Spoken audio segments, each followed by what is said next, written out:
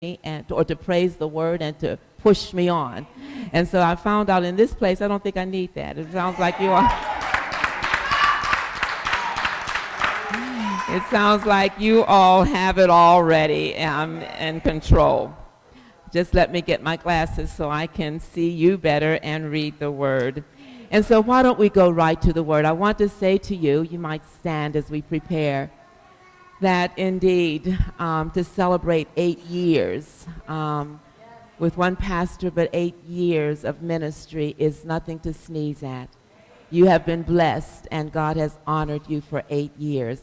I do remember that the number of 8 is the beginning, new beginnings, and so we're celebrating what God may be doing, God is doing, but what God is yet going to do with you in this place. And so I am celebrating with you what God has already done.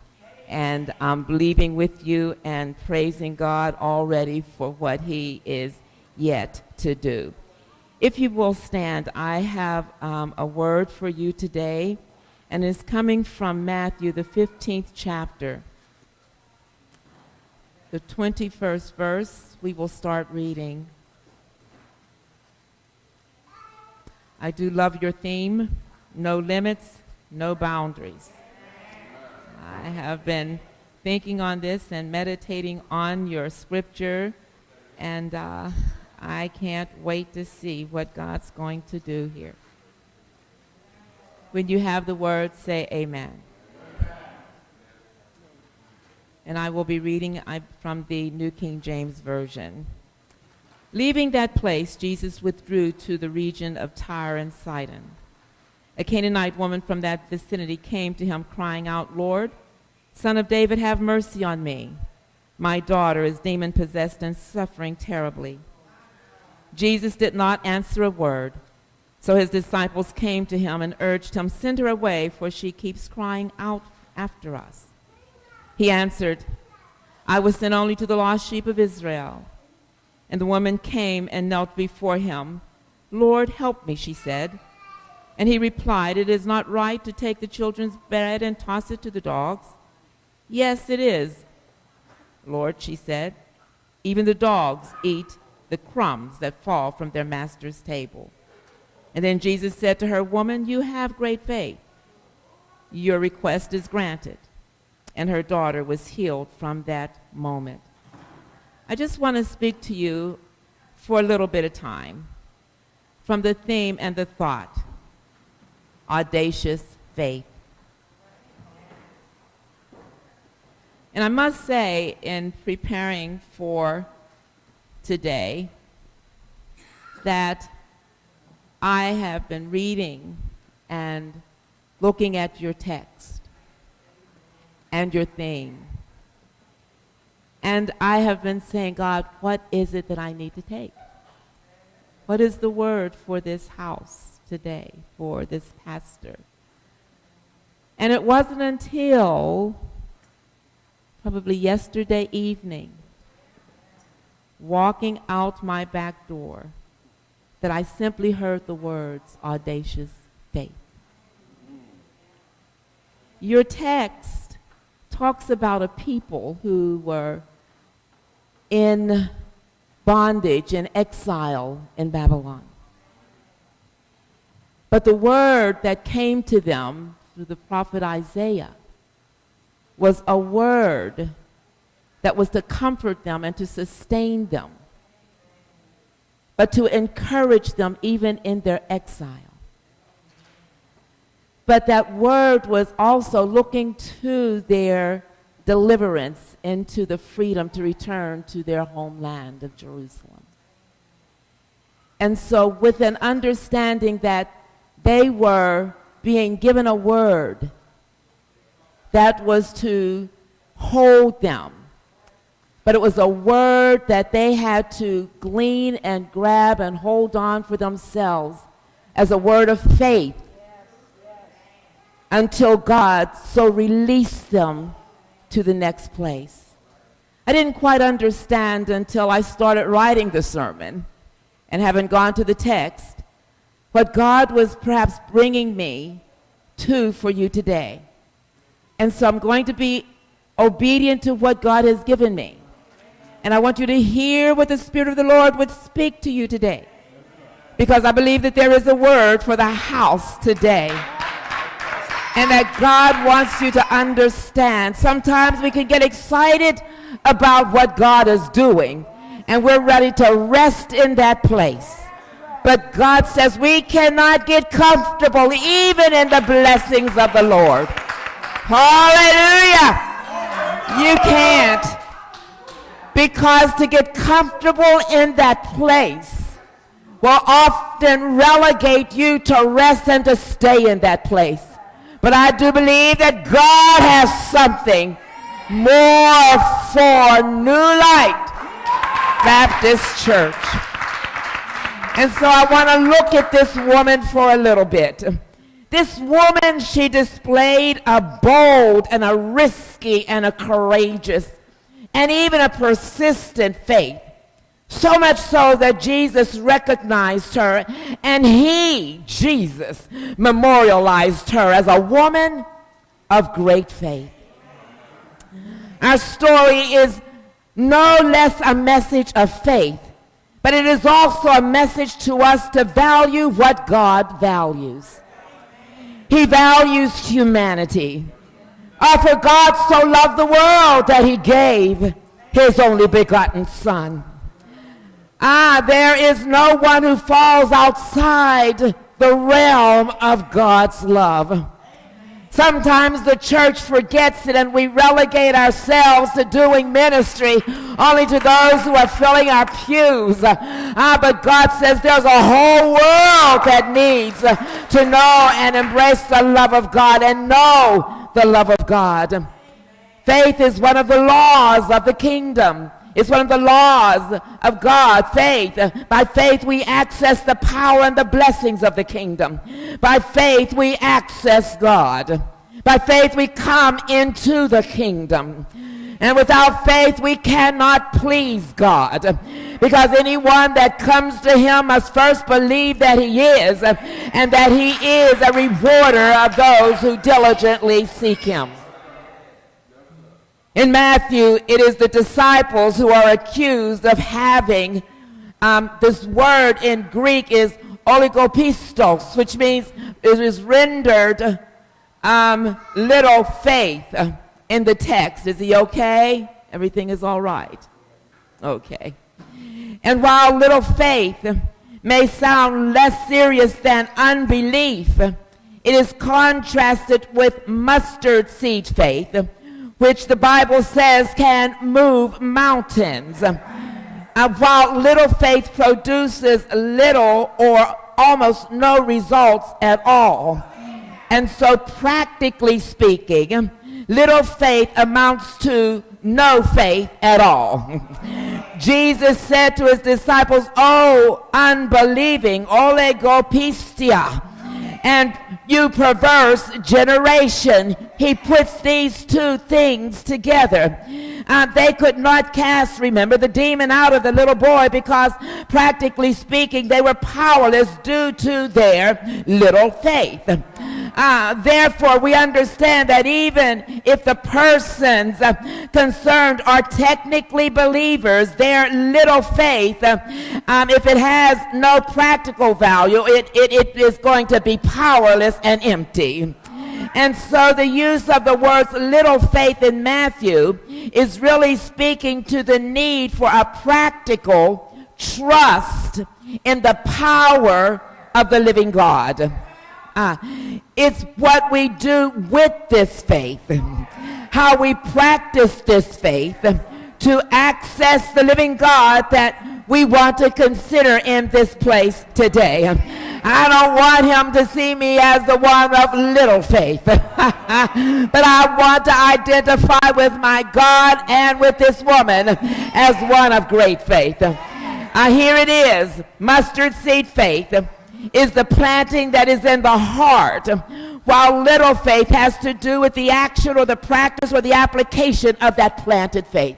So what are you doing with the stuff that God has given you? James said it this way: faith without works is dead.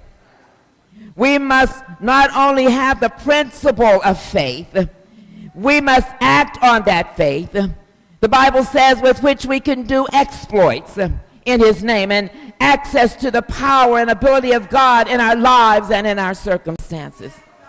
So listen, just a few examples. When the storm hit, the disciples went to wake Jesus who was sleeping. Jesus, save us, they said, we're going to drown. But Jesus replied, oh, you of little faith, why are you afraid?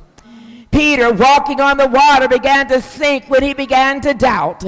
But when Peter cried out in faith, Jesus reached out his hand and said, oh, you of little faith, why did you doubt? In the midst of what the disciples perceived as lack, Jesus said, oh, you of little faith, why are you talking among yourselves about having no bread? Provision was right in front of them in the person of Jesus, and they almost missed it. Oh, ye of little faith. But in contrast, this woman in our text displays a practical trust and a confidence in the power of her God. Her daughter needed healing, and she knew her daughter's healing was in the power of Jesus to perform it. What is it about this woman? Her testimony is one I do envy. Jesus said to her, you have great faith. What was it about this woman? And why this Canaanite woman? Gentile woman. Her people were known as an ancient enemy of Israel and carried the stigma of her ancestry. She was an outcast. And here she is coming to Jesus, a Jew, making a request of him. How dare she? She had no rights as a Gentile to the blessings that were designated for the Jews.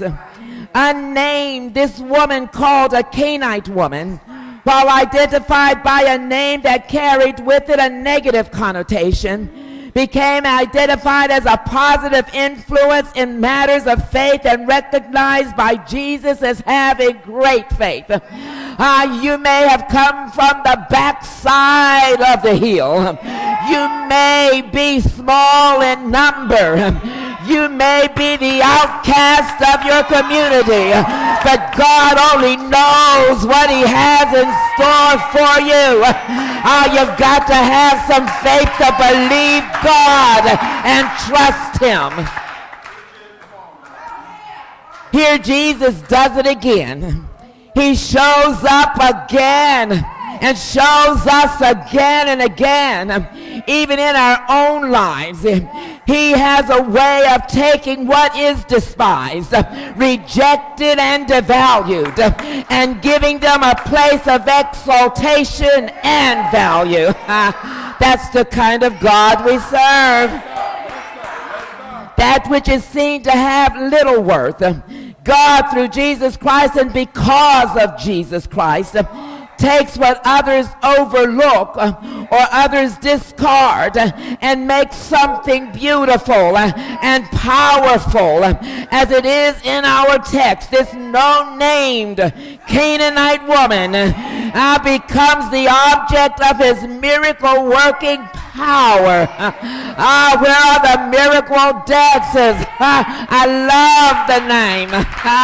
Glory, because our God still works miracles in our midst today. This woman was not going to be stopped from getting her blessing from Jesus. She was a bold sister. Rather, she was a bold sister. She, despite her past and despite what was expected behavior of a Gentile woman, in her approach to Jesus, she defied the tradition of the day. If there's any untraditional woman that I know, it is your pastor. Praise be to God for our Reverend June Jeffries. Hallelujah. Sometimes And so here she comes. She defied the tradition of the day. How dare a woman mount the pulpit to preach the gospel? How dare a woman speak out for the inherited and disinherited? But there needs to be somebody that is bold enough, that is audacious enough, that walks in a faith that says that whatever God is calling me to do and whatever God has in his power to do, I'm going to access it with all that is within me and for all that it's worth. Somebody's got to do it.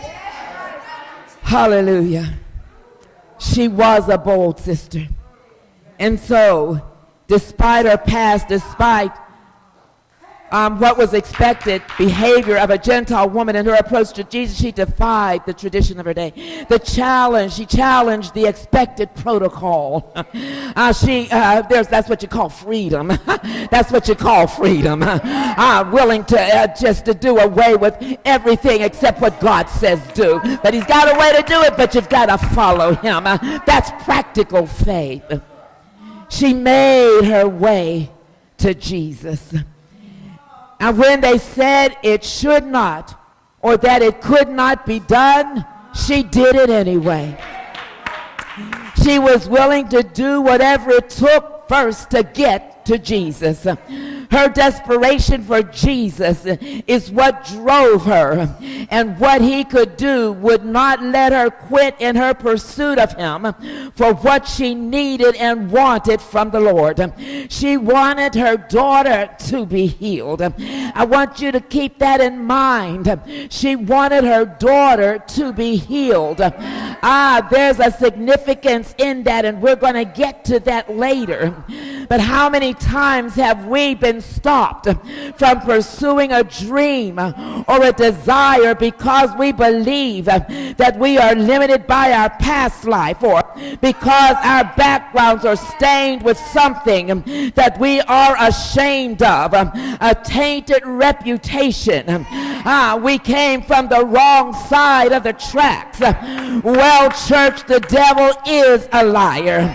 Because through Jesus Christ, our past can be brought into our present to become a testimony that launches us into a future that others have to take note of. God can reweave our lives in such a way that his grace, and with his grace, that we won't even recognize who and what we have become. God has a way of creating a beautiful tapestry out of messed up lives. Have you ever seen a piece of tapestry? Hallelujah. You look on one side, you see the beautiful scenery, you see the beauty of what was created by a masterful and creative hand and mind.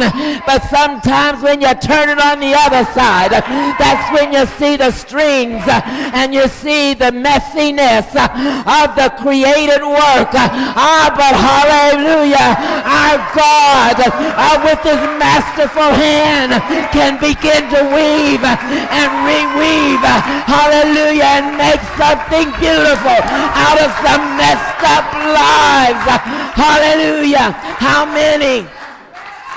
I can tell you, you're looking at the front side of what God has done. But God, I'm not ashamed to turn around and let you see the messiness, because it's a work of God. It's a work. It's a work. It's a work. You all are mighty masterful and beautiful pieces that God himself has created. Don't be ashamed of what God has done, but stand proud and show the world what your God can do. Hallelujah.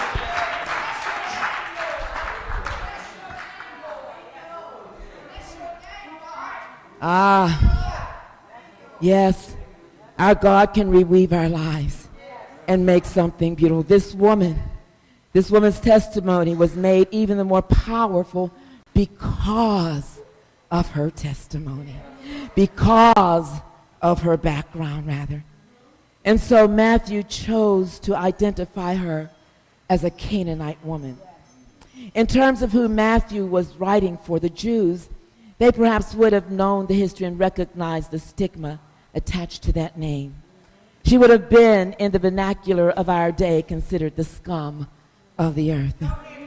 But look at her. She did not let that stop her. She no doubt had heard about Jesus, and she knew he had what she needed. He had within his power what her daughter needed. They needed a miracle. She wanted a miracle. This drove her into the presence of Jesus to make her desperate cry. It was a cry that was generated out of a deep belief that he, Jesus, was able to do it. She was practical, and she knew that she had to get to him. She knew that he had what she needed. And so her practicality was her walking to get to him. Her being practical was getting to Jesus. Sometimes it's just the work to get to him. Hallelujah. But indeed she went to Jesus. And so the audacity of this faith, of great faith, the bold faith of this Canaanite woman refused to allow her past to stop her from making her approach to Jesus. She came to Jesus unashamedly crying out. Her desperation overrode any of the shame that she may have felt in making her request. Great faith and audacious faith is not easily ashamed or embarrassed. It simply acts. As a matter of fact, great faith is exercised in the face of shame or embarrassment. Otherwise, it is not faith. We have to press beyond our own fears and thoughts of inadequacies and the things that others can say or cannot, that say that we cannot do, or things that cannot be done. But audacious faith is bold and single-minded. It is willing to risk shame and embarrassment because she had nothing to lose but everything to gain. Faith takes the risk with Jesus. You're right, no boundaries and no limits when you are risking it all with Jesus Christ. And so despite the obstacles, and despite fears, church, despite other folk, church, despite circumstances, the circumstances of your past and even the circumstances of your present, despite past mistakes, despite present mistakes, we must make our approach to Jesus and make our requests known to our God. You see, I did see a similarity of your theme with Isaiah and this woman. Let me just digress or interject it here for a moment. Sing, your scripture says, sing, O barren woman, you who never bore a child. She was told she was going to have more children than the children of the married woman. Before the deliverance was to be realized, God instructs the barren woman that represented Israel to sing. Are we not the new Israel? Hallelujah. So church, sing. Barren woman, you are called to sing, the one who bore the disgrace of barrenness, unable to conceive and produce. It was because of their sin of disobedience, but God was about to make fruitful that which had been infertile. He was going to lift her approach that she had borne for a long time. He called them to action, and their action of faith in the midst of their present exile while still in Babylon was to sing. Sing as though they were already out. Sing as though they were already out and on their way to Jerusalem. But I just want to take an aside here to say to you or someone here, deliverance was going to happen. It's going to happen. In as much as God said it, it was going to happen to the children of Israel, and nothing could stop it. What God has purposed, no man can stop, because the moment it is in the mind, the creative mind and imagination of God, it is already a reality. Already a reality that we are to experience at some point in time in creation. So what is God saying to you? Oh, so sing, O barren woman. God has blessed you even in your land of exile. But I understand that this is a new place. But I understand that God brought you here. But you can't settle here. You did. God's doing some great work and some great things. It is God's hand at work. But trust God. Because God is saying, sing. Sing where you are. Celebrate where you are. But God has a Jerusalem, another place for you to go. Hallelujah. So in your barrenness, there were children that were born that may have been taken away. But God's going to restore. God can build that which has been torn down. So back to our sister.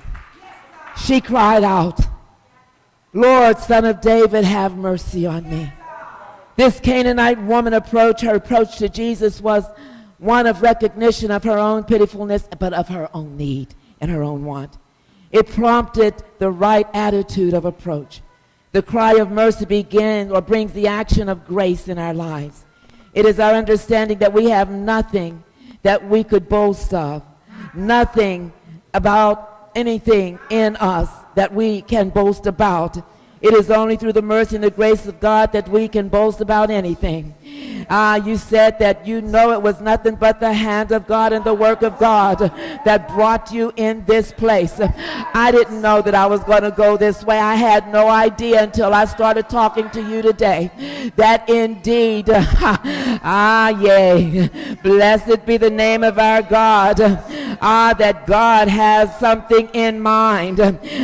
She cried out, Lord, Lord, Lord, Son of David, have mercy on me. This Canaanite woman's approach to Jesus was a recognition of her own pitifulness. It wasn't your doing, and it wasn't your doing, and it wasn't anything about you, but it's all about what God wants to do.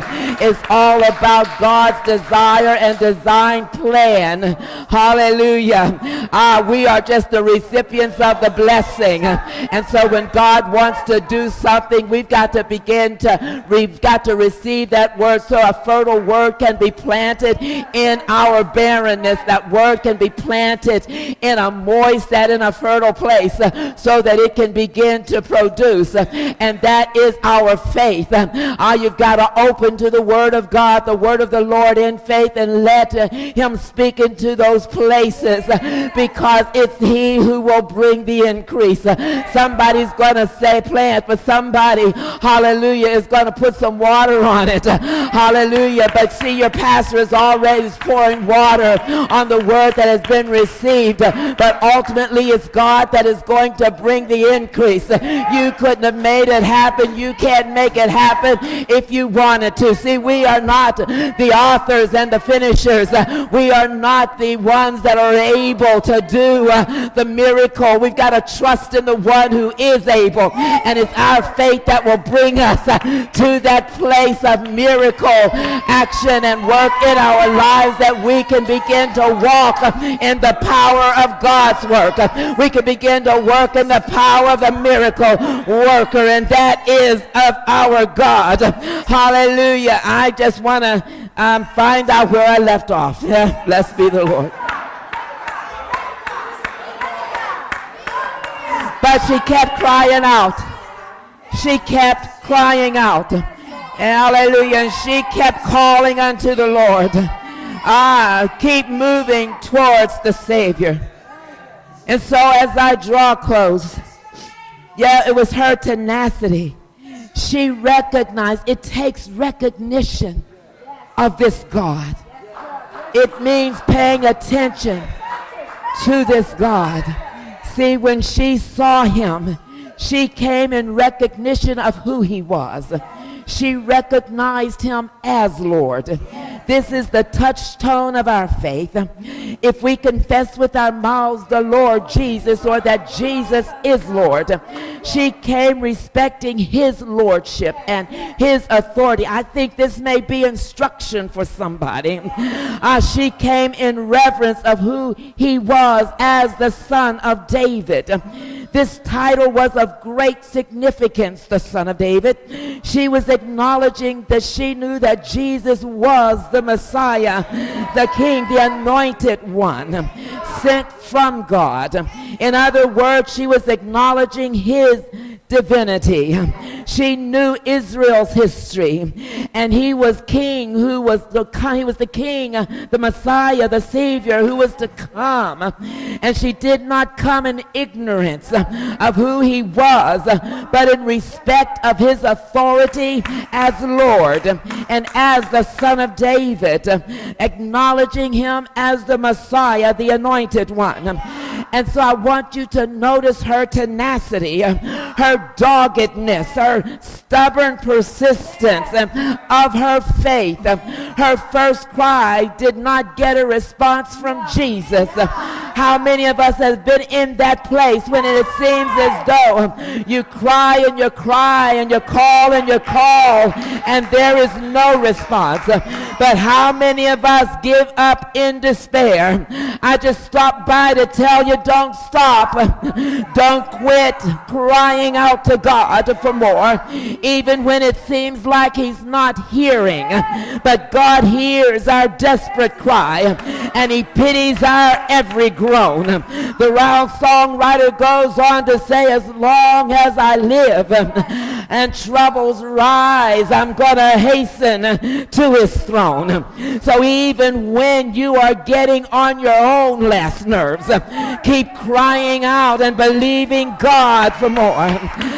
Even when you are being ridiculed and mocked by others who would say, just curse God and die. You see, in the midst of your worship, you are a strange acting folk. You are different. You are free in your worship.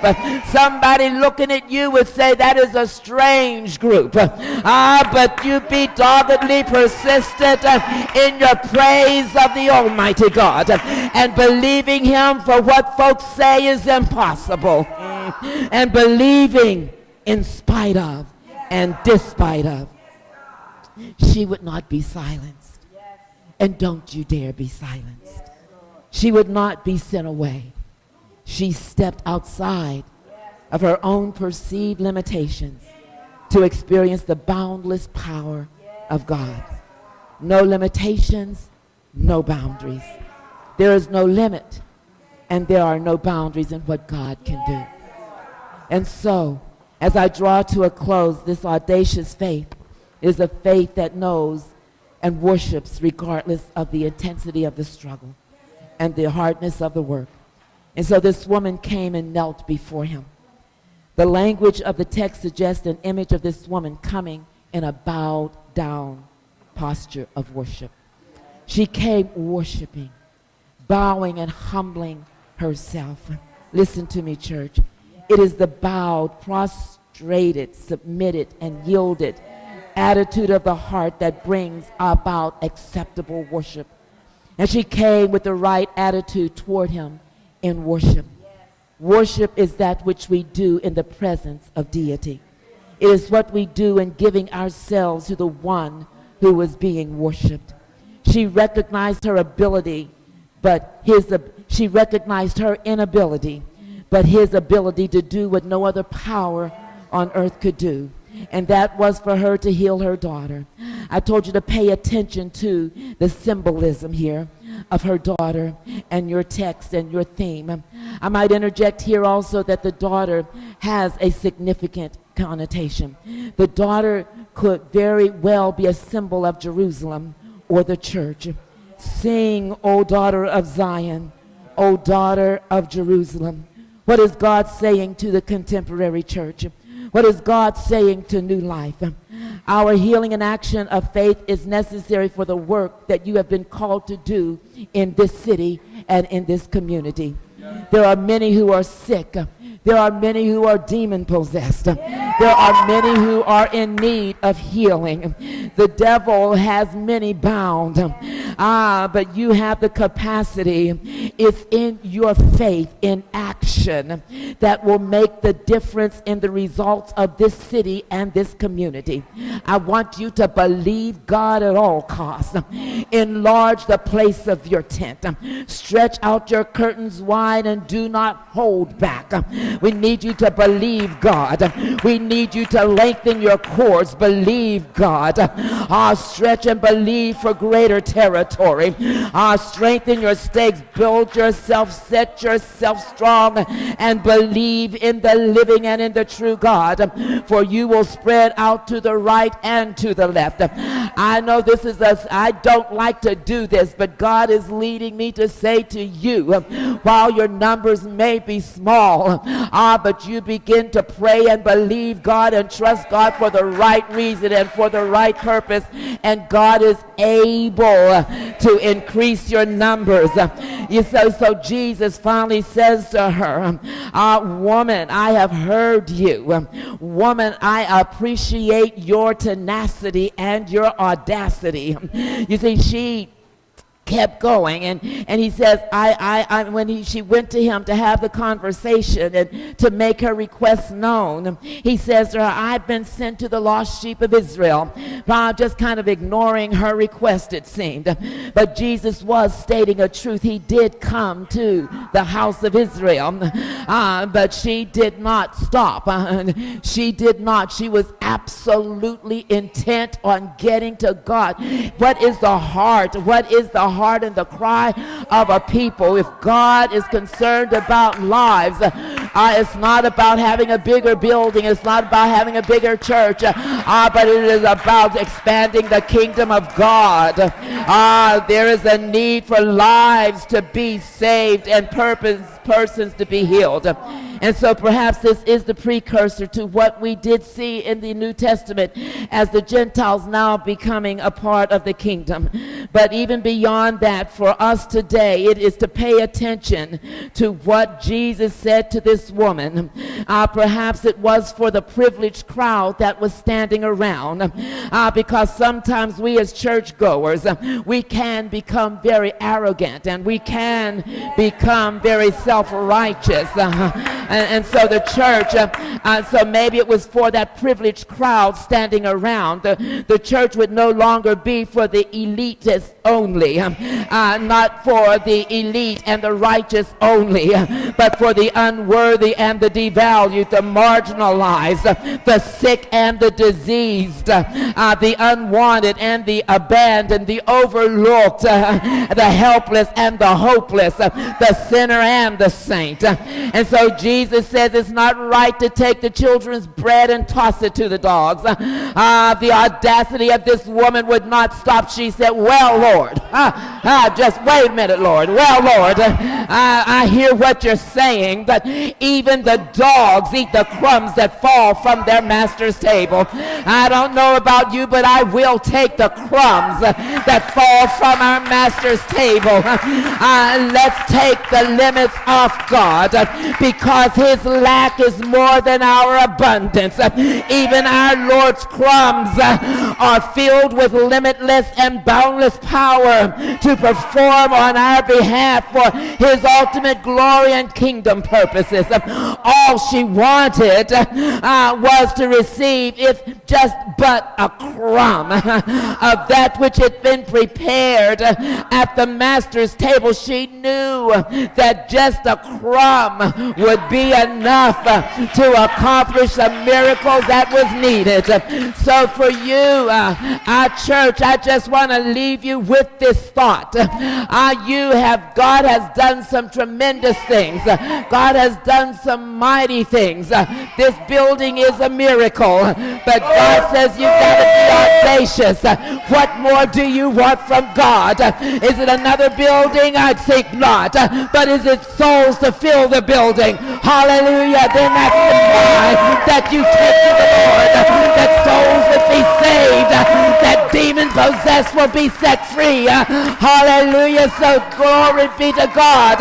You better be audacious in your faith and stand strong. Put your stake in. Expand your curtain, because God wants to bring in the harvest. God bless you.